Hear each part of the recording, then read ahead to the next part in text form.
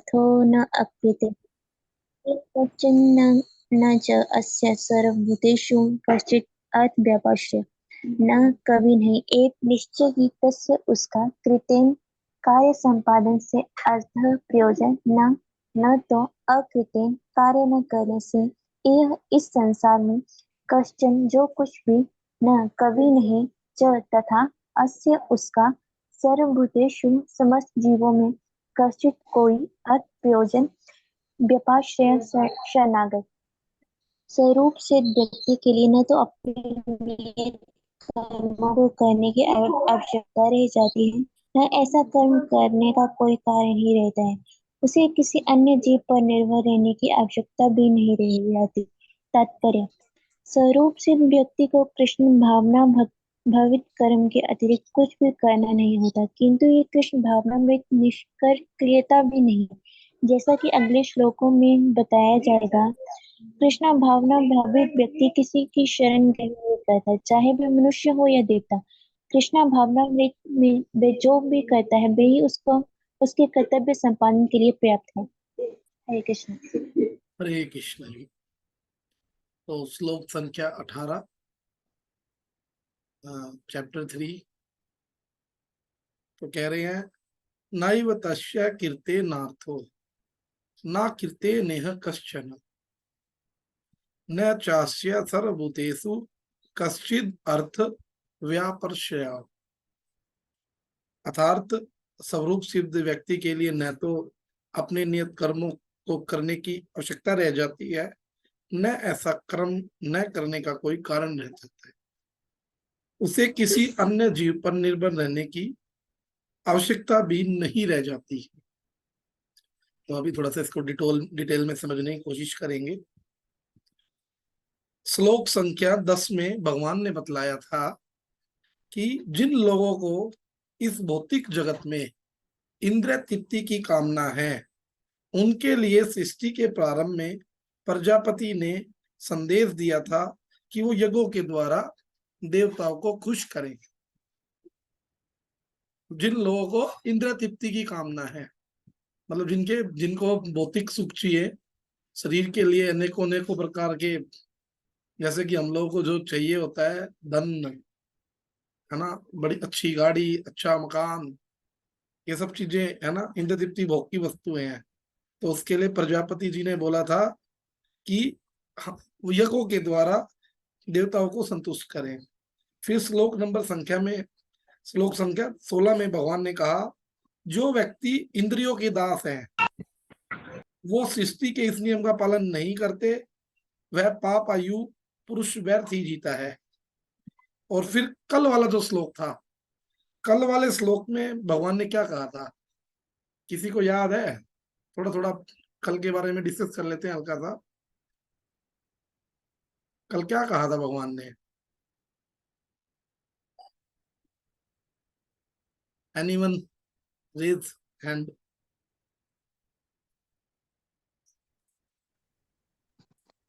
हाँ जी दीदी बोलिए। हरे कृष्ण भैया। जी वो कल के श्लोक में भगवान ने कहा था जो व्यक्ति आत्मा में ही मतलब आनंद लेता है या अपने जो मतलब उसका भौतिक संसार से कोई मतलब नहीं रहता वो सिर्फ भगवान में ही वो रहता मतलब उसकी आत्मा उसमें ही आनंद रहता है उससे ही उसमें संतुष्ट रहता है मतलब जो भी कार्य करता है वो भगवान के निमित्त ही करता है उसका भौतिक संसारिक इससे कोई मतलब नहीं रहता।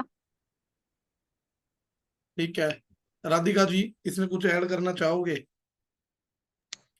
प्रभु जी इसमें और ये था कि जो कृष्ण भक्ति है मतलब बाकी जो भौतिक चीज है उसमें इंसान आत्मतृप्ति आत्मरति और आत्म संतुष्टि नहीं कर सकता पर जो कृष्ण भक्ति करेगा वो इन चीजों तीनों को पा सकता है मतलब आत्म तृप्ति भी हो सकती है आत्मरति भी हो सकती है और आत्म संतुष्टि भी हो सकता है।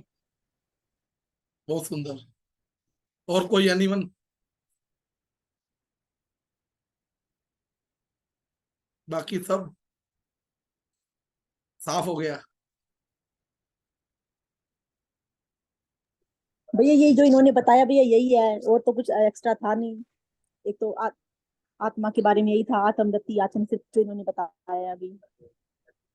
चलो ठीक है। तो तो भगवान ने कहा था कि कृष्ण में रति, तृप्ति और संतुष्टि प्राप्त करते हैं, उनके लिए सृष्टि का यह नियम लागू नहीं होता। क्यों वे देवताओं को प्रसन्न करने वाले नियमों का पालन करें। अब यहाँ पर क्वेश्चन ये आता है कि ऐसा क्या कारण है कि कृष्णा भावना भावित व्यक्ति के लिए सृष्टि का यह नियम लागू नहीं होता। इस प्रश्न के उत्तर में भगवान इस श्लोक में इस बात का कारण बतला रहे हैं कि ऐसे कृष्ण भक्तों के कर्मों का उद्देश्य इंद्रिय तृप्ति नहीं होता। जो व्यक्ति इंद्रिय तृप्ति चाहता है उसके लिए शास्त्रों में अनेकों प्रकार के रूल रेगुलेशंस हैं कि यह करो यह ना करो। इस श्लोक में भगवान 3 अत्यंत महत्वपूर्ण शिक्षाएं दे रहे हैं, उसके बारे में अब हम 1 बाय 1 चर्चा करेंगे। पहला शब्द क्या है? नैव तस्य कीर्तनाथो, अर्थात न तो उसका कर्म करने में कोई हेतु है।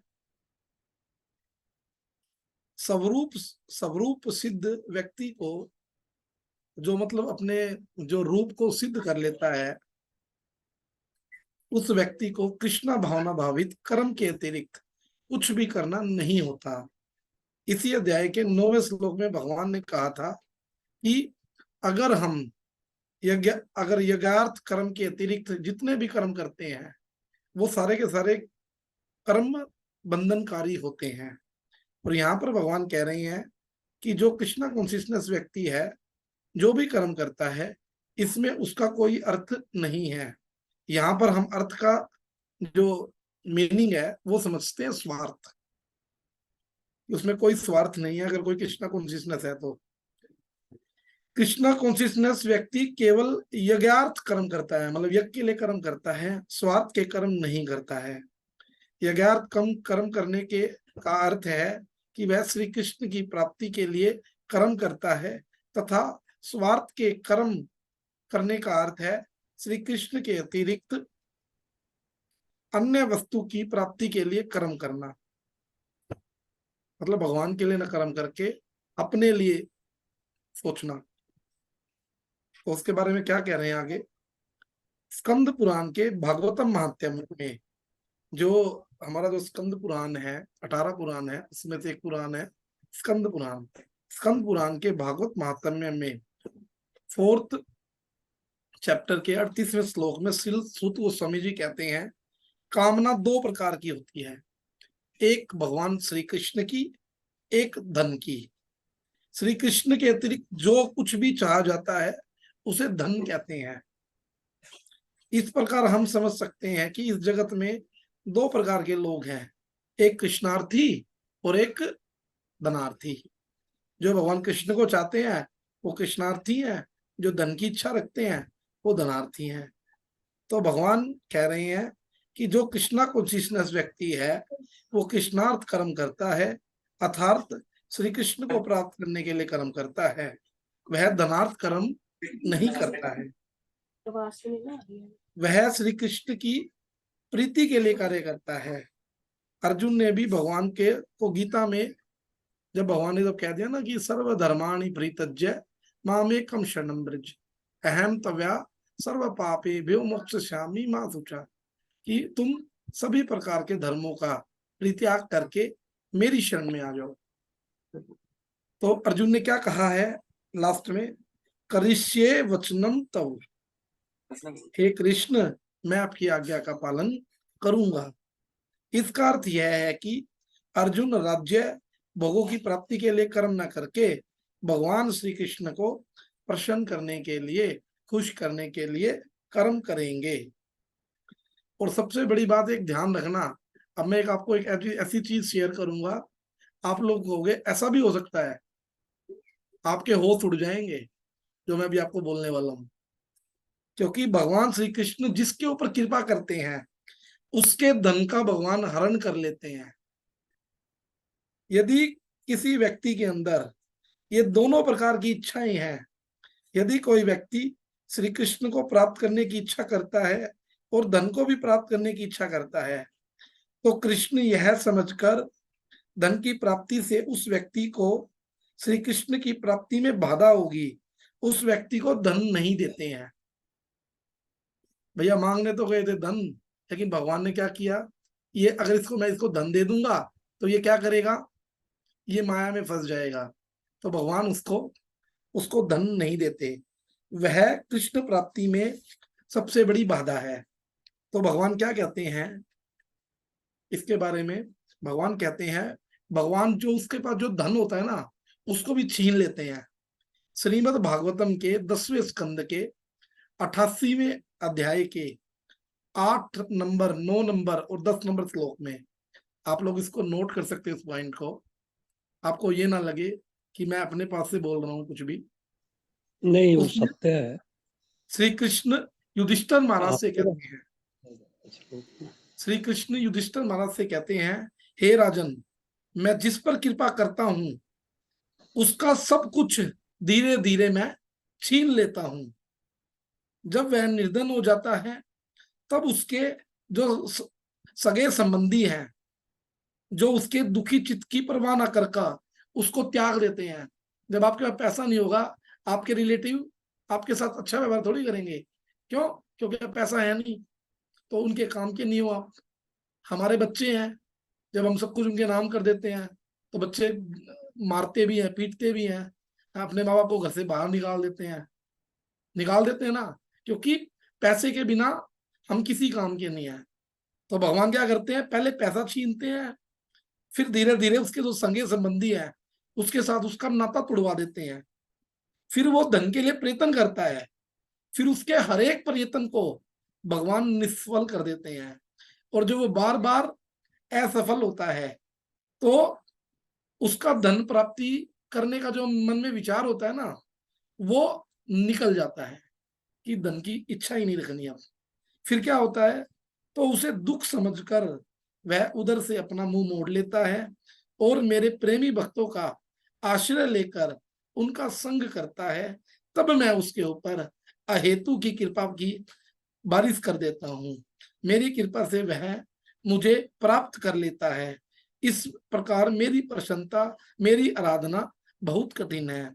इसी कारण सामान्य लोग मुझे छोड़ देते हैं और देवताओं का भजन करते हैं। इसके विषय में एक छोटी सी कथा है कि जो नारद जी थे, नारद जी ने एक बार भगवान विष्णु के पास गए और भगवान विष्णु को बोलते हैं कि भगवान, एक नीचे एक बुढ़िया माई रहती है और वो आपका बड़ा भजन करती है, लेकिन वो बड़ी परेशान रहती है ना। तो कहता है लेकिन आप एक राजा भी है, वो भी है, लेकिन वो ज्यादा भजन भी नहीं करता, लेकिन फिर भी खुश रहता है। तो भगवान विष्णु नारद जी के साथ आए और भगवान विष्णु ने क्या किया, राजा को तो खूब खूब पैसा दिया, खूब धन दिया, खूब दौलत दी, है ना, कि क्योंकि वो इंद्र तृप्ति के भोग कर रहा था, उसको खूब दी। लेकिन जो बेचारी बुढ़िया माई थी, उसके पास एक एक गाय थी जिसकी वो सेवा करती थी, है ना। भगवान ने क्या किया, उस गाय को पहले बीमार किया, फिर उस गाय को बाद में उस गाय को वो कर दिया, उसका शरीर पूरा कर दिया। तो नारद जी ने कहा, भाई भगवान, मेरे को नहीं लगा आपका ये जो दूसरा रूप देख के मुझे अच्छा नहीं लगा। तो भगवान कहने लगे, भाई क्यों? कहता है कि आपने उसके साथ तो इतना अच्छा कर दिया, और आपने जो भक्त था उसके साथ बेचारे वह गायें थी, उससे लालन पालन करती थी, उसकी आपने गायें भी ले ली। तो भगवान कहने लगे नारद जी को कि नारद, जो मेरा भक्त होता है ना, मैं उसकी जो प्रीति होती है, जो संसार में प्रीति होती है, किसी वस्तु के अंदर उसकी प्रीति होती है, वो जो वस्तु होती है ना, उस वस्तु के प्रति उसकी प्रीति होता है, वो मेरी भक्ति में बांधा होती है। तो मैं क्या करता हूँ, उसको उससे दूर कर देता हूँ। तो मैंने बुढ़िया माई से गायें इसलिए दूर कर दी कि अब ये 100% फुली सरेंडर अब मुझे देगी। तो बाद में जब पता चला नारद जी को, फिर नारद जी ने भगवान के चरण पकड़ लिए कि भगवान, क्योंकि भगवान ने बताया ना, भगवान ने कि 10वें स्कंद में भगवान ने बोला, जो मैंने अभी आपको श्लोक बताया, कि जो मेरी पूजा करता है ना, पहले मैं उसको गरीब करता हूँ, फिर उसके रिलेटिव्स को से दूर कर देता हूँ, और धीरे धीरे जब वो किसी का नहीं रहता, वो फिर मेरा बन जाता है। और जो लोग उस टाइम भगवान को छोड़ देते हैं, जब परीक्षा लेते हैं भगवान, तो क्या होता है, वो लोग जाके क्या करेंगे, जैसे अक्सर हम लोग करते हैं, हमारे घर में कोई कष्ट आ गया है ना, कुछ आ गया, हम सबसे पहले हरिनाम करना छोड़ देंगे और क्या कहेंगे, अरे यार हमने तो इतना कर लिया, कुछ होता ही नहीं इस माला से, है ना, तुम एक काम करो, चलो किसी पंडित के पास चलते हैं, उस पंडित से अपने हम लोग अपने भाग्य जानने की कोशिश करते हैं कि क्या बता, वो बताएगा तुम देवी देवता के पास चले जाओ, तुम शिव जी के ऊपर जल चढ़ा दो, तुम गाय को चारा दान कर दो, है ना, तुम शनि के ऊपर तेल चढ़ा दो, है ना, वो विभिन्न प्रकार के वो बताएगा, उपाय बताएगा, और हम लोग क्या करेंगे, भगवान को छोड़ के और अपना देवी देवताओं के चक्कर में पड़ जाएंगे, और फिर वहां से हमें थोड़ा सा भी बेनिफिट मिलेगा तो क्या होगा, हमारा जीवन बेकार हो जाएगा, कि जो कोहिनूर को छोड़ के, है ना, डायमंड को छोड़ के कांच के पत्थर को अपना रहे हैं हम लोग, भगवान को छोड़ के। क्यों? क्योंकि भगवान हमारी परीक्षा लेते हैं।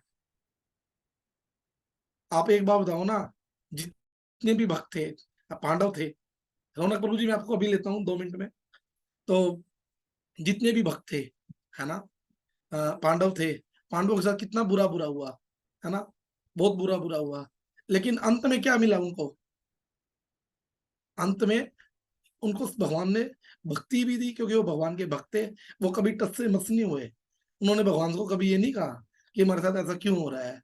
कुंती मैया ने लास्ट टाइम में भी, जब भगवान जाने लगे, जब कुंती को कहा कि बुआ तू मेरे से एक वरदान मांग ले, तो जब भी क्या मांग रही है वो, कि अगर अगर प्रभु आपने मुझे देना है तो आप मुझे विपत्ति दे दीजिए। तो वो कह रहा है, बुआ तू बावरी तो नहीं हो गई है, तूने सारे जीवन दुख देखा, अब तू फिर मुझसे दुख मांग रही है। तो वो क्या कहती है कि दुख में तो आप हमारे साथ थे, सुख में थोड़ी हम स्मरण करता है कोई भगवान को, तो कष्ट मांग रही है, दुख मांग रही है। तो भगवान उनके साथ और भी समय गुजारा भगवान ने, और फिर बाद में भगवान द्वारिका गए। तो कहने का तात्पर्य ये है कि भगवान कहते हैं मेरी आराधना बहुत कठिन है, आसान नहीं है, क्योंकि जहां क्वालिटी होती है ना, वहां क्वांटिटी नहीं होती। क्योंकि एक बार भक्ति सिद्धांत सरस्वती प्रभुपाद जी के पास कुछ भक्त इकट्ठे होकर आए, और उन्होंने बोला महाराज जी को कि महाराज जी आप एक काम करो, आप ये तंबाकू की और चाय की छूट दे दीजिए आप हमारे को, तो हम क्या करेंगे, तो ये जितना भी सारा संसार है ना, ये सारा आपका भक्त बन जाएगा, आपसे दीक्षा ग्रहण कर लेगा। तो क्या कहने लगे भक्ति सिद्धांत सरस्वती प्रभुपाद जी, मुझे एक चंद्रमा की आवश्यकता है, मुझे लाखों सितारों की कोई आवश्यकता नहीं है, क्योंकि जहां क्वालिटी है वहां क्वांटिटी नहीं हो सकती। जब आपको कोई वस्तु खरीदनी होती है, आप किसी शोरूम पे जाते हो, तो आप देखते हो ना, वहां कुछ ही लोग मिलेंगे आपको, कुछ ही लोग मिलेंगे, क्योंकि उनके पास पैसे हैं, वो उस क्वालिटी को डिजर्व करते हैं, वो उसको ले सकते हैं। लेकिन बाकी लोग, बाहर सेल लगी होती है, उसके पीछे लोग बावले हुए रहते हैं। तो भगवान कृष्ण के पास है क्वालिटी, क्योंकि वो हमारे परम पिता है। तो हमें क्वालिटी को अपनाना चाहिए, ना कि क्वांटिटी को। हाँ जी प्रभु जी, आप कुछ कह रहे थे, रौनक प्रभु जी। मैं कह रहा था कि मैंने ऐसा देखा है, जैसे आपने बोला ना सब कुछ छीन लेते हैं, है ना भगवान जी। तो जी मैंने जी देखा है कि जब वो एक बार देख लेते हैं ना कि इससे तो कुछ भी छीन लो, या फिर कितना भी इसको लाइक परेशान हो गया अपने कर्मों की वजह से या जो भी है, उसको कितना भी चाहे दुख आए, लेकिन वो भगवान को कभी भी ना छोड़े। जैसे आपने बोला कि भगवान टेस्ट लेते हैं, तो टेस्ट में जो पास हो जाता है ना, उसको भगवान सब कुछ दे भी देते हैं। जैसे हमारे बिल्कुल बिल्कुल। भक्ति सिद्धांत सरस्वती प्रभुपाद जी हैं, सॉरी क्या नाम है, भक्ति सिद्धांत क्या नाम है उनका, भक्ति वेदांत स्वामी प्रभुपाद जी हैं। उनके पास भी तो कुछ नहीं था, वो सन्यासी थे, बट उनको इतने पैसे दिए ताकि वो मंदिर बना पाए, राइट। जी बिल्कुल। 108 मंदिर बना के गए वो, है ना। और वो जी बिल्कुल जी 40 रुपए लेके गए थे अमेरिका में। और बिल्कुल इवन हमारे 40। बैंड मेंबर्स है ना, जहाँ पे मैं रहता था, जैसे मैं भक्तों के साथ जहाँ पे मैं रहता था, जो म्यूजिक बनाते हैं माधवास रॉक बैंड, तो वो भी बहुत गरीब होया करते थे। पर भगवान जी ने ना उनको सारा टेस्ट लेके देख लिया, सारे टेस्ट मेरे साथ ही लिए थे। लाइक मैं वही रहता था जब वो सारे टेस्ट चल रहे थे उनके। बहुत सारी प्रॉब्लम्स आई, बहुत सारी प्रॉब्लम्स। लेकिन फिर क्या हुआ, भगवान जी ने लाइक उनको सब कुछ दे दिया बेसिकली। जब उनको पता लग जाता ना भगवान जी को कि ही इज गोइंग टू पास, ये कुछ भी दो इसको, ये उससे अच्छा ही काम करने वाला है, ये मेरी सेवा ही करेगा, उसके अलावा कुछ नहीं करेगा, है ना। जिसने भगवान जी ने गाड़ी छीन ली क्योंकि आप घूमोगे और क्लब में जाओगे या फिल्म देखने जाओगे, लेकिन अगर उन्हें गाड़ी ली और मंदिर चले गए उसमें, भगवान जी जब ये देख लेते हैं ना तो आपको गाड़ियों की पूरी वो कर देते हैं, बौछार कर देते हैं बेसिकली। सो ये मैंने देखा है अपने पर्सनल एक्सपीरियंस से। बस यही बहुत सुंदर, बोलना था मुझे कि कोई बहुत डर सुंदर। ना जाए। थैंक यू, थैंक यू, बहुत अच्छा आपने एक एग्जाम्पल दिया। हरे बहुत कृष्णा, मुझे भी रौनक से थोड़ी इंस्पिरेशन मिल गई है। जी जी सुदामा जी ने भी तो भगवान में भक्ति की और भगवान ने उन्हें सब कुछ दे दिया है। जी, तो बात ऐसे नहीं बिल्कुल। है कि ऐसे नहीं है कि भगवान देते नहीं है, बस वो खाली अपने भक्तों को देखते हैं कि उनमें कितना विश्वास रखते हैं। बिल्कुल बिल्कुल अगर विश्वास हो तो सब कुछ दे देते हैं। जी मेरे साथ संडे को ही हो गया था। मैंने कहा मुझे थोड़ा वहां जाने तक, पालीवाल धर्मशाला जाने तक के लिए कुछ साधन मिल जाए तो अच्छा है। आप नहीं मानोगे कहाँ से रिक्शा मिली मुझे और कैसे मैं आई और फिर बारिश शुरू हुई। तो ये मेरे साथ भी हुआ है। तो जी, ऐसी होता बात है, नहीं है, होता है। भगवान खाली थोड़ी बहुत आपने कहा परीक्षा लेते हैं, पर देते जी सब जी कुछ है। जी बिल्कुल। हाँ जी, कशिश ठाकुर जी, आप क्या कहना चाहोगे? राधे राधे प्रभु जी। मुझे कहना नहीं है, मुझे क्वेश्चन पूछना है। पर आप लाइक प्रश्न बाद में करेंगे, फिर हम लोग टॉपिक भूल जाएंगे, ठीक है ना? Okay okay. हाँ जी, हरे कृष्णा अगर प्रभु आपने, जी। हरे कृष्ण प्रभु जी बोलिए। विष और विषय भगवान अपने भक्तों को नहीं देते हैं। जैसे जी आप भागवत का उदाहरण दे रहे थे, उससे 12-13 श्लोक तक उन्होंने बड़े खुले से बोला है भगवान ने।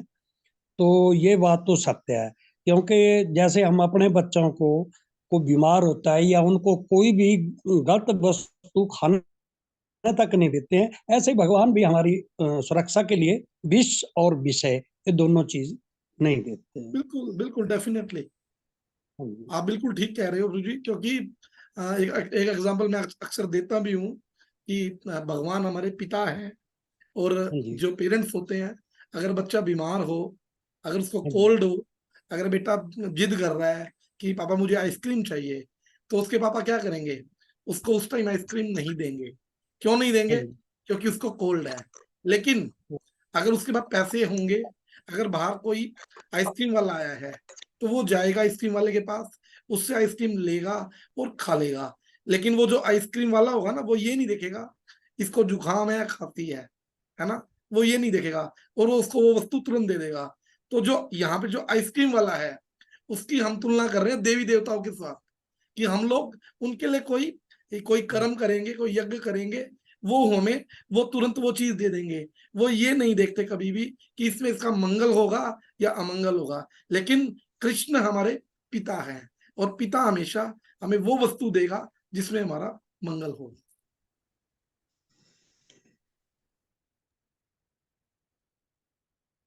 हरे तो अब कृष्णा, मैं कुछ बोलूं? जी जी जी बोलिए। आपने उस दिन कहा था कि ये देवी देवता जो हैं सब भगवान की टीम है, भगवान उनसे जी ऊपर हैं। और जी टीम के बिना जैसे स्कूल नहीं चलता, वैसे भगवान जो सृष्टि चलाए सभी देवी देवताओं को कोई ना कोई कार्य दे रखा है। जी तो जी जब हमें ये बात समझ में आ जाएगी, फिर हम क्यों जाएंगे ऐसे देवी देवताओं के पास? ठीक है, आप स्कूल में आते हैं, सभी टीचर्स की रिस्पेक्ट करते हैं, सभी को नमस्कार करते हैं। जी प्रिंसिपल तो प्रिंसिपल होता है, तो इसका थोड़ा मतलब जी है कि वो प्रिंसिपल को छोड़ के टीचर से अपना काम करवाएंगे। जो ऑफिस का जी काम है तो ऑफिस में ही होगा ना। जी तो जी। देवी देवताओं के पास अगर सपोज नमस्कार कर भी देते हैं तो उसमें कोई अपराध नहीं है मेरे ख्याल नहीं, से। अपराध नहीं है, नहीं है, मैंने कब बोला माता जी? मैंने जब तो वो बोला करे कि जल वायु सबके भगवान है, गॉड है, तो सबको करते ही है यज्ञ, सबको ही पुकारते हैं, आह्वान तो सबके ही करते हैं। जी जी जी और और भगवान में जब विश्वास हो तो फिर सबके पूरे टीम की रिस्पेक्ट करने में कोई हर्ज नहीं है। नहीं नहीं, कोई अर्ज नहीं है, कोई अर्ज नहीं है, बिल्कुल एग्री, एग्री, ठीक है। तो आगे भगवान कह रहे हैं, धन के कारण व्यक्ति को भय की प्राप्ति होती है। जो हमारे पास धन होता है, उसके कारण व्यक्ति को भय की प्राप्ति होती है। यहाँ पर भगवान कह रहे हैं, जो कृष्ण कॉन्शियसनेस व्यक्ति अपने स्वार्थ और धन की प्राप्ति के लिए कर्म नहीं करता, क्योंकि इस विषय में जो शंकराचार्य जी हैं वो कहते हैं अर्थम अनर्थम भाव्य नित्यम नास्ति तथा सुकलेश सत्यम पुत्रादपि धन भाजाम भीति सर्वत्र एसाम विहिता रीति। सदा यह समझना चाहिए कि अर्थ अर्थ को धन बोला गया है, धन ही सबसे बड़ा अनर्थ है। इसमें सच्चे सुख का लेस मात्र भी नहीं है, कण भी नहीं है। जो लोग धन में आसक्त हैं उन्हें अपने पुत्र से भी भय प्राप्त होता है, ये हमेशा देखा गया है। अगर आप अपने बच्चे को नहीं दोगे तो क्या करेगा, वो आपको आपकी जान लेके ले लेगा।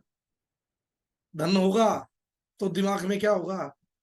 अब धन के बारे में हुई एक घटना मैं आपको बता देता हूँ। एक बार जब सनातन गोस्वामी जी जब चैतन्य महाप्रभु के पास जा रहे थे, कहते हैं कि जब सनातन गोस्वामी जी प्राइम मिनिस्टर थे, प्रधानमंत्री थे उस टाइम, उसके उनके साथ में जो राजा था ना, राजा के यहाँ प्रधानमंत्री की पोस्ट पे रहते थे। और ये लगा लो इतना इतना धन था उनके पास, इतना धन था हम लोग सोच भी नहीं सकते। उनके पास कहते हैं 10 लाख सोने की मुद्राएं थी और एक सोने की मुद्रा का वेट था 60 ग्राम, 60 ग्राम वेट था। और उन्होंने उस जितनी भी वो थी जो सोने की मुद्राएं थी उनको इस तरीके से त्याग दिया जैसे हम लोग उल्टी कर देते हैं। लेकिन क्या हुआ, उनके पास जब वो जाने लगे तो एक श्रीकांत नाम के एक प्रभु जी थे, भक्त थे, वो उनके साथ चले तो उन्होंने 10 सोने की मुद्राएं अपने पास रख ली। लेकिन सनातन गोस्वामी जी इस बात को नहीं जानते थे। तो हुआ क्या, रास्ते में जंगल में जब जाने लगे तो उनके वहां पे कुछ लुटेरे थे। हालांकि वो सनातन गोस्वामी जी जानते नहीं थे कि ये लुटेरे हैं। वो लुटेरे उनके पीछे पीछे हो लिए और जब एक स्थान आया तो उनके साथ रहे। तो वो उनको कई कई चीजें दे रहे हैं। तो उसने कहा भाई ये लोग इतना मान सम्मान क्यों कर रहे हैं। तो उसने कहा भाई कुछ ना कोई तो बात जरूर है। तो बाद में पता चला, उसने कहा जी कि भैया आपके पास कोई वस्तु तो नहीं है, ऐसी वस्तु तो नहीं है कि जिसके कारण ये हमें मतलब इतना वो कर रहे हैं। तो उन्होंने कहा जी मेरे पास सोने की मुद्राएं हैं। हालांकि उसने 10 ना बता के 9 ही बताई। और उसने क्या किया, उन्होंने कहा भाई एक काम करो तुम इनको दे दो इनको। तो जो जो जो उनको चोरों का सरदार था तो उसने बोला कि महाराज ये तो बहुत अच्छा किया, आपने हमें दे दी। हमने रात में आपका गला काट देना था, हमने आपका गला काट के ले लेनी थी आपसे, लेकिन आप तो बहुत अच्छे निकले, आपने अपने आप दे दी। कहते लेकिन इसमें भी अभी एक कमी है। कहता जी वो क्या कमी है। कहता अभी एक सोने की मुद्रा अभी और बाकी है। तो वो जो सनातन गोस्वामी थे, सनातन गोस्वामी कहने लगे श्रीकांत जी को कि भैया आपने दी क्यों नहीं, आपने वो एक क्यों रखी। जब तक अभी तक आपके मन में ये है कि ये जो ये धन है ये हमारी रक्षा करेगा, तो आप एक काम करो, आप जाइए, मैं जो आगे का जो रास्ता है वो मैं खुद अपने आप तय करूंगा। जो धन होगा तो वो धन तो भय का कारण बनेगा ही बनेगा। तो इसके बारे में बड़ा अच्छा कह रहे हैं शंकराचार्य जी कि उन्हें अपने पुत्र से भी भय होता है, और होता ही है, आज के टाइम में कलयुग है। तो अर्जुन ने भी भगवान से पहला क्वेश्चन पूछा था कि हे केशव आप मुझे इस युद्ध रूपी घोर कर्म में क्यों लगा रहे हैं, इस युद्ध में मुझे क्या लाभ होगा। ना तो मैं राज्य चाहता हूं, ना मैं विजय चाहिए, ना मुझे कोई सुख चाहिए, फिर ऐसा क्या लाभ है जिसके लिए मैं यह युद्ध रूपी घोर कर्म करूं। इस प्रश्न के उत्तर में भगवान कह रहे हैं कि हे अर्जुन, जो व्यक्ति कृष्णा भावना भावित होता है वह प्रत्येक कर्म श्री कृष्ण की खुशी के लिए करता है और अपने लाभ के लिए नहीं करता है। तो इसके बारे में भगवान बेड़ा एक अच्छा एग्जाम्पल दे रहे हैं एक जज का, कि यहाँ पर भगवान कह रहे हैं कि जो कृष्णा कॉन्शियसनेस व्यक्ति है, व्यक्ति का किसी कर्म को करने में श्री कृष्ण के अतिरिक्त अन्य कोई स्वार्थ नहीं होता। जैसे गुरुदेव है, उनका कोई स्वार्थ नहीं है, करना है बोलना है तो कृष्ण कथा बोलनी है ना, कुछ भी करना है भगवान के लिए करना है ना। तो इस विषय में जो न्यायाधीश का जो उदाहरण दिया गया है, जिस समय न्यायाधीश किसी व्यक्ति के अच्छे आचरण को देखकर, जो वो देखता है किसी व्यक्ति का अच्छा आचरण है, तो 10,000 रुपए का उसे पुरस्कार देता है। अथवा जब किसी व्यक्ति के गलत आचरण को देखता है तो उसे वो 10 साल की सजा भी देता है। उस समय उसका कोई भी स्वार्थ नहीं होता, वह न्यायाधीश का कर्तव्य समझकर ऐसा करता है। उसी प्रकार जो कृष्ण कॉन्शियस व्यक्ति है, वो प्रत्येक कार्य भगवान कृष्ण की प्रसन्नता के लिए करता है। इसके अतिरिक्त उसका उसमें अपना कोई भौतिक स्वार्थ नहीं होता। और अर्जुन ने भी बिना किसी भौतिक स्वार्थ के युद्ध किया, क्योंकि हम जानते हैं सबके सब लोग कि जो युद्ध था, युद्ध कौन चाहता था? युद्ध अर्जुन तो नहीं चाहता था, युद्ध चाहता था दुर्योधन। क्यों? क्योंकि दुर्योधन का मन ये था कि मैं उनका सारा जीवन कष्ट में रख दूं, उनकी हत्या कर दूं और सारा का सारा राज्य मैं हड़प लूं। परंतु अर्जुन ने क्या किया? अर्जुन तो युद्ध करना चाहता ही नहीं था, लेकिन अर्जुन ने भगवान कृष्ण के आदेश के कारण युद्ध किया। भगवान कृष्ण को की भक्ति के लिए, भगवान कृष्ण को खुश करने के लिए, उनकी संतुष्टि के लिए उन्होंने युद्ध किया। और एक एग्जांपल और देता हूं, जो सीता मैया थी, सीता मैया जब भगवान राम के साथ वन में गई तो वो किसी स्वार्थ के लिए नहीं गई।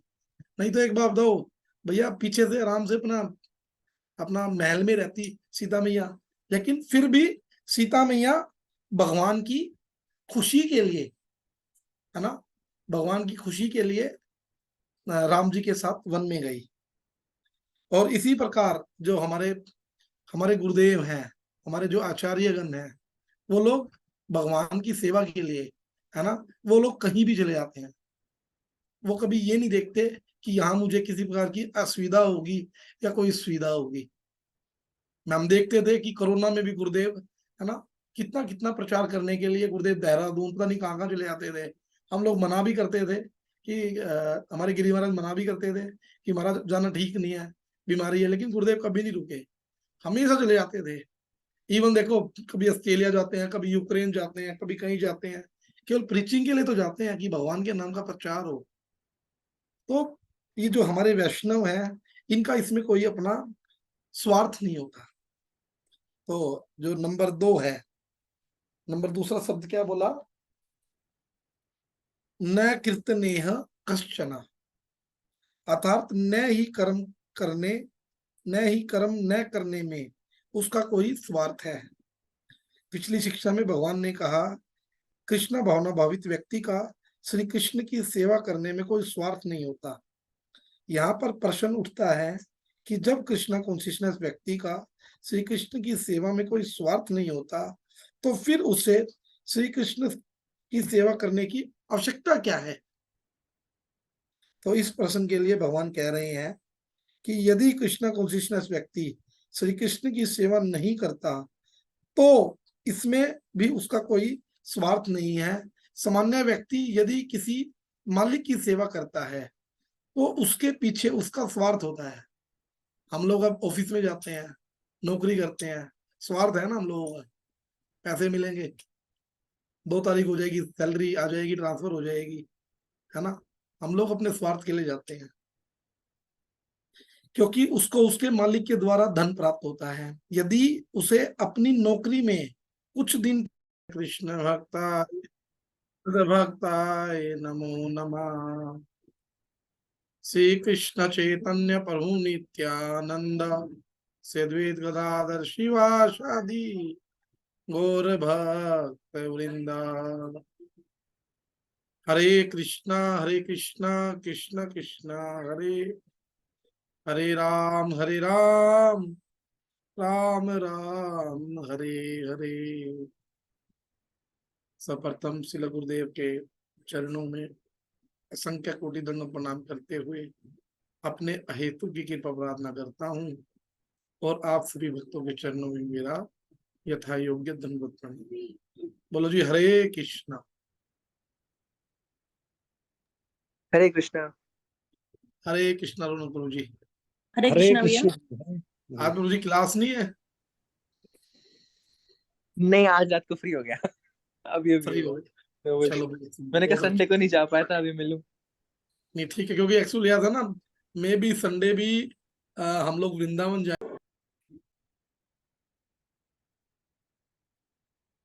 हरे कृष्णा। तो कह रहे हैं कि अगर अगर मालिक कुछ दिन की छुट्टी दे दे, जो अवकाश मिलता है, तो कर्म न करने में भी उसका स्वार्थ होता है। भाई छुट्टी मिलेगी, उसके बाद भी तो स्वार्थी है ना, तो क्या करेंगे? तो उस अवकाश के समय वह अपनी पत्नी, बच्चों के साथ समय बिताता है, अथवा उनके मनोरंजन के लिए किसी अन्य शहर में यात्रा में ले जाए। वहां पे कोई गलत कार्य करेगा, कोई शराब पिएगा, कोई जुआ खेलेगा, कोई गलत कार्य करेगा, आलस्य और निंद्रा में अपना पूरा समय व्यतीत करता है। इस प्रकार हम देखते हैं रजोगुणी और तमोगुणी व्यक्तियों के लिए यह स्वार्थ है, परंतु जो कृष्णा कॉन्शियसनेस व्यक्ति हैं कभी भी अपने समय का दुरुपयोग इन कार्यों में नहीं करते। जिन कार्यों को लोग अपना स्वार्थ समझते हैं, उन कार्यों में कृष्णा कॉन्शियसनेस व्यक्ति अपनी बहुत बड़ी हानि समझते हैं। इसलिए यहाँ पर भगवान कह रहे हैं कृष्णा कॉन्शियसनेस व्यक्ति का श्री कृष्ण की सेवा न करने में कोई स्वार्थ नहीं होता। इसका अर्थ यह हुआ कि कृष्णा कॉन्शियसनेस व्यक्ति श्री कृष्ण की सेवा कभी भी बंद नहीं करता। लेकिन हमारे जैसे लोग हैं, हम लोग सेवा बंद कर देते हैं, नहीं करते, हम लोग कर देते हैं ना। जिन लोगों का भगवान श्री कृष्ण की सेवा करने में कोई भौतिक स्वार्थ होता है, वे अपना स्वार्थ पूरा होने के बाद वो भगवान श्री कृष्ण की सेवा भी बंद कर देते हैं। भौतिकवादी लोग व्यक्तियों का श्री कृष्ण की सेवा करने में भौतिक स्वार्थ होता है तथा श्री कृष्ण की सेवा न करने में भी स्वार्थ होता है। श्री कृष्ण की सेवा करने में उनका जब स्वार्थ पूरा हो जाता है, तब वे श्री कृष्ण की सेवा बंद करके इंद्रिय तृप्ति करते हैं। भाई पहले तो हमने कोई ना कोई वस्तु मांगी भगवान से कि हमें कोई वस्तु मिल जाए, ठीक है। और जब भगवान ने हमें वस्तु दे दी तो हमने भगवान की पूजा सेवा छोड़ दी और क्या किया? हमने इंद्रिय तृप्ति भोग की, इंद्रिय तृप्ति भोग की उस वस्तु से। तो भगवान श्री कृष्ण की सेवा करने से यदि उनकी भौतिक कामनाओं की पूर्ति नहीं होती, वो जभी भी भगवान श्री कृष्ण की सेवा बंद कर देते हैं। जैसे कई बार हम लोग देखते हैं कि हम कि जी अभी बताइए, हम लोग 2 माला का जप करो, 4 माला का जप करो, है ना, तो लोग कहते हैं हमारे साथ तो कोई अच्छा नहीं हुआ, हमारे साथ तो कुछ नहीं हुआ। तो ये जो ये तो क्या करता है ना, उसको रिजल्ट की बहुत जल्दी है। वो ये नहीं देखता कि भैया वो कैसे कैसे कर्म करके आए हुए हैं, रिजल्ट की बहुत जल्दी है। तो फिर क्या करेगा? छोड़ देगा, पूजा सेवा करनी छोड़ देगा। और क्या होगा? अच्छा यही होगा कि मैं श्री कृष्ण की सेवा बंद कर दूं और अपनी इंद्रिय तृप्ति का स्वार्थ पूरा करूं। लेकिन भक्ति अहेतु की तथा अप्रतिहता होनी चाहिए। कुछ लोग ऐसे भी हैं जो भगवान की श्री कृष्ण की सेवा में कोई भौतिक कामना नहीं रखते, परंतु फिर वे सोचते हैं कि जो मैं भगवान कृष्ण की सेवा कर रहा हूं, इसमें मेरा भौतिक स्वार्थ नहीं है, तो फिर ऐसी क्या आवश्यकता है कि श्री कृष्ण की हमेशा सेवा करता रहूं। इस प्रकार वे श्री कृष्ण की सेवा कभी करते हैं, कभी नहीं करते हैं। परंतु लेकिन जो व्यक्ति कृष्णा कॉन्शियसनेस है, वो श्री कृष्ण की सेवा को ही अपना जीवन समझते हैं। इस प्रकार वह श्री कृष्ण की सेवा कभी भी बंद नहीं करते। इस प्रकार की भक्ति में 2 प्रकार की विशेषताएं होती हैं। पहली अहेतु की, दूसरी अप्रतिहता। अहेतु की भक्ति का अर्थ है वह श्री कृष्ण की सेवा बिना किसी भौतिक स्वार्थ के करता है, और अप्रतिहता भक्ति का अर्थ है कि वह श्री कृष्ण की सेवा को कभी बंद नहीं करता है। तो इस बीच में कोई अवकाश नहीं लेता है। तो इसलिए सूत गोस्वामी जी कहते हैं पहले स्कंद के 2 अध्याय के 6 श्लोक में, मनुष्यों के लिए सर्वश्रेष्ठ धर्म वही है जिसमें भगवान श्री कृष्ण की भक्ति हो। भक्ति भी ऐसी कि किसी प्रकार की कोई भौतिक कामना ना हो और यह नित्य निरंतर ये बढ़ती रहे। ऐसी भक्ति से हृदय पूर्ण रूप से संतुष्ट हो जाता है। और जब संतुष्ट होता है तो जो भक्त होता है वो क्या सोचता है, वो अपने आप को भगवान का भक्त समझता है, दास मानता है। अतः उसकी संतुष्टि केवल इसी में है कि वह श्री कृष्ण की नित्य सेवा करे। ऐसी स्थिति में वह श्री कृष्ण की सेवा किस प्रकार बंद कर सकता है? जैसे कि महाराज जी एक एग्जांपल देते हैं उंगली का। उंगली शरीर का एक अंग है, तो उंगली का कार्य क्या है? भगवान, वो भगवान नहीं, वो शरीर की सेवा करना। जिस प्रकार उंगली शरीर की सेवा में कभी भी अवकाश नहीं लेती, उसी प्रकार जो कृष्णा कॉन्शियसनेस होगा, जो प्योर वैष्णव होगा, वो श्री कृष्ण की सेवा में कभी भी किसी प्रकार की कोई छुट्टी नहीं लेगा, उसकी सेवा को कभी छोड़ेगा नहीं। अब हम चलते हैं तीसरे शब्द के ऊपर। न चास्य सर्वभूतेषु कश्चिद अर्थ व्यापाश्रय, न ही उसका समस्त प्राणियों के प्रति कोई स्वार्थ होगा। कृष्णा भावना भावित व्यक्ति किसी की शरण ग्रहण नहीं करता, चाहे वो मनुष्य हो या वो देवता हो। क्यों? क्योंकि भगवान कह रहे हैं कि इसके विषय में कहते हैं, चैतन्य महाप्रभु ने जब शिक्षा अष्टकम बोला ना, शिक्षा के 8 श्लोक बोले थे, उसको बोला गया शिक्षा अष्टकम। तो उसमें 7वें श्लोक में भगवान कहते हैं, युगायितम निमेषेन चक्षुषा प्रवसायितम, कि आपके विरह में मुझे एक निमेष काल, एक छोटा सा काल भी, वो मुझे एक युग के बराबर प्रतीत हो रहा है, और मेरी नेत्रों से मूसलाधार वर्षा अश्रु के समान प्रवाहित हो रही है, तथा आपके विरह में मुझे ये जगत शून्य दिख रहा है। तो इस बात से ये पता चलता है, जो कृष्ण कॉन्शियसनेस व्यक्ति है, यदि कृष्ण से मिलना होता है तो उसे संसार से कोई लेना देना नहीं है, और जब उसे भगवान श्री कृष्ण का वियोग प्राप्त होता है, जब भी उसे संसार से कोई लेना देना नहीं है। तो वो क्या करता है? वो केवल भगवान की शरण ग्रहण करता है, और उसका उसमें अपना कोई भी किसी भी प्रकार का कोई स्वार्थ नहीं होता। और क्या करता है कि वो अपने स्वजनों का भी त्याग कर देता है, क्योंकि जो जो उसकी भक्ति में जो बाधा बनते हैं उसका वो त्याग कर देता है। जैसे जैसे जब भरत महाराज को पता चला कि कैकेयी माँ ने उनके जो प्रभु राम थे उनसे 2 वचन मांगे और उन्हें 14 वर्ष का वनवास दे दिया, तो कहते हैं भरत जी ने अपनी माँ का त्याग कर दिया। क्यों त्याग कर दिया? क्योंकि उसने भगवान की जो सेवा कर रहे थे ना, प्रभु राम की सेवा कर रहे थे भरत जी जैसा चरित्र हो ही नहीं सकता रामायण में किसी का भी। जो भरत जी भगवान की सेवा कर रहे थे उसमें वो बाधा बन गई, भगवान को दूर कर दिया। तो उन्होंने क्या किया? अपनी माँ को उन्होंने कुलच्छनी बोला है रामायण में, और उनका त्याग कर दिया। दूसरा, राजा बलि ने अपने गुरु का त्याग कर दिया। क्यों? जब वामन भगवान आए, जब भगवान ने 3 पग भूमि मांगी, तो शुक्राचार्य जी जानते थे कि ये वामन और कोई नहीं, ये छलिया विष्णु है, ये छलने के लिए आया है।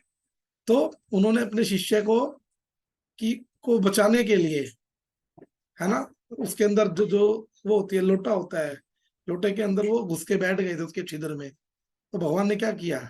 भगवान ने उनकी आंखें फोड़ दी, और राजा बलि ने बिल्कुल मना कर दिया था साफ कि अगर ये साक्षात भगवान विष्णु है, अगर ये मुझसे कुछ लेने के लिए आए हैं, अगर मुझे भगवान की सेवा करने का मौका मिल रहा है तो मैं करूंगा। उन्होंने अपने गुरु का त्याग कर दिया। विभीषण ने अपने भाई का त्याग कर दिया, ठीक है ना, और प्रहलाद ने अपने पिता का त्याग कर दिया। प्रहलाद ने पिताजी को छोड़ दिया अपने। तो कहने का तात्पर्य ये है कि जो भक्त होते हैं, अगर उनके जीवन में उनको ऐसा लगे कि भैया ये मेरे कृष्ण भक्ति में ये वो है, बाधा है, तो वो लोग छोड़ देते हैं।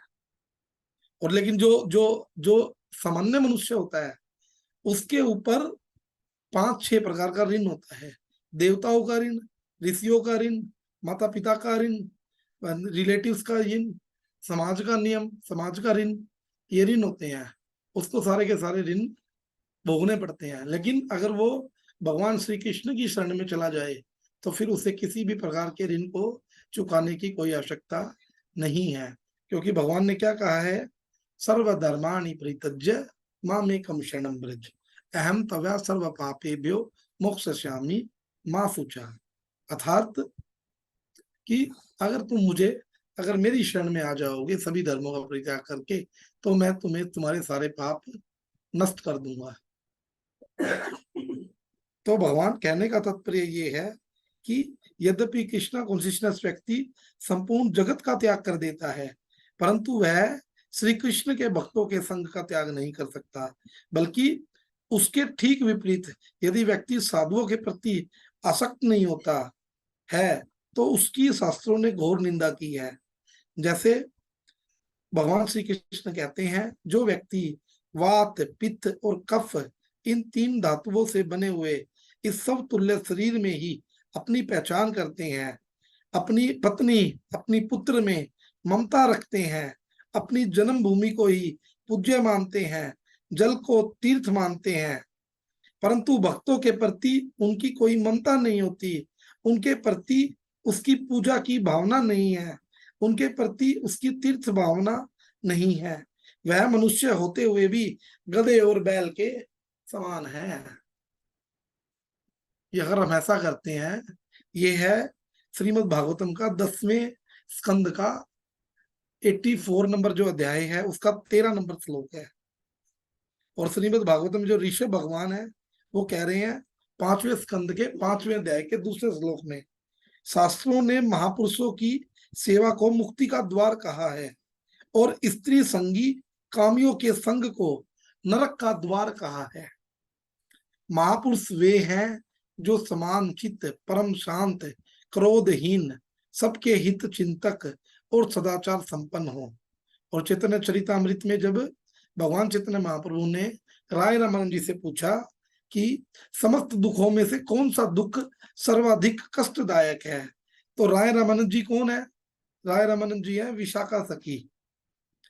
वो कह रहे हैं गौर लीला में कि कृष्ण भक्त के विरह से बढ़कर कोई दूसरा दुख हो ही नहीं सकता, कि अगर भगवान कृष्ण का विरह लेना पड़ जाए, भगवान कृष्ण दूर हो, तो उससे बड़ा दुख और कोई जीवन में है ही नहीं। और भगवान कहते हैं, जो व्यक्ति मेरी पूजा नहीं करता, जो परिवार के प्रति अत्यंत आसक्त है, जो भक्ति में लिप्त नहीं होता, उसे सबसे दुखी व्यक्ति मानना चाहिए। इसी तरह जो वैष्णवों की संगति नहीं करता, अपनों से बड़ों की सेवा नहीं करता, वह भी बहुत दुखी है। और बृहद भागवतम में सनातन गोस्वामी जी कहते हैं, हमारे जीवन में जिन जिन वांछित वस्तुओं की हमें आवश्यकता है, उनमें से भगवत भक्तों की संगति की ही प्रमुख आवश्यकता है। भक्त से क्षण भर का वियोग हमें लेस मात्र भी सुख लेने नहीं देता। तो कहने का मतलब ये है, जो व्यक्ति श्री कृष्ण के चरणों की शरण ले चुका है, वह न तो किसी का ऋणी है और न ही उसके लिए शास्त्रों में बतलाए हुए कर्तव्य और अकर्तव्य का उसके ऊपर कोई बंधन नहीं होता। तो ये श्लोक आज यहाँ पे हमारा समाप्त होता है। अगर इस श्लोक से रिलेटेड या कोई भी क्वेश्चन है आपका, आप पूछ सकते हैं।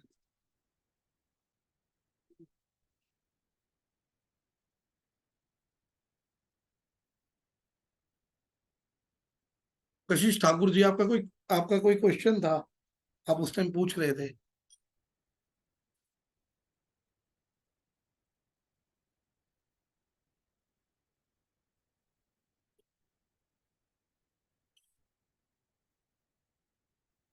सॉरी, ये म्यूट ही नहीं हो रहा था। हाँ जी, सॉरी, वो ये म्यूट ही नहीं हो रहा था। कोई बात नहीं, सॉरी। आप पूछ। हाँ, वो मुझे पूछना था कि वो जो